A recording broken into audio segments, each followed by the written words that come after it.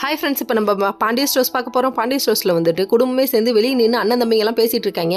பேசிகிட்டு இருக்கும்போது நீ வேலைக்கு போகிறது கஷ்டம் இல்லையாப்பான்னு பேசுகிறாங்க. ஏன்னா உருகி உளர்த்த தம்பியாச்சு, அதனால் வேலைக்கு போகிறது ரொம்ப கஷ்டமாக தான் இருக்கும்.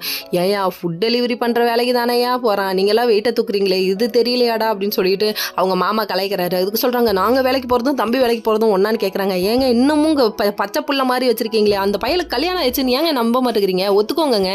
கடைசியில் ஒய்ஃபும் வந்துட்டாங்க, அவங்களுக்கு சம்பாரிச்சு கொடுக்க வேணாமா, பொறுப்பு வந்துருச்சுன்னு நினச்சி சந்தோஷப்படுறதை விட்டுட்டு இப்படி பண்ணிட்டு இருக்கீங்களே அப்படிங்கிற மாதிரி இருந்தது. கோமதி அம்மா வேற பாலில் மஞ்சத்தூள் போட்டு கொண்டு வர, நீ வந்து புருஷன்ட்ட விட்டு கொடுக்காம பேசுனியா பையனை முதல்ல அப்படின்னு சொல்லிட்டு ஏற்றி விட்டாரு. ஐயோ இவன் உசுப்பேத்தி விட்றானே டைம் பார்த்துன்னு சொல்லிட்டாங்க. ஏற்கனவே கதிர்வாக்கில் பல கொடூரத்தை பண்ணிட்டாங்க நம்ம கோமதி அம்மா, அந்த காண்டில் இருக்காரு நம்ம கதிர். இதில் வேற இதை வேற உசுப்பேத்தி விட்றாங்க. சரின்னு சொல்லிட்டு இதெல்லாம் ஒரு பக்கம் கிளம்பி போயிட்டாங்க. இன்னொரு பக்கம் வந்துட்டு பாண்டியன் வந்து மறுநாள் விடியுது எல்லாரையும் கூப்பிடுங்கன்றாரு.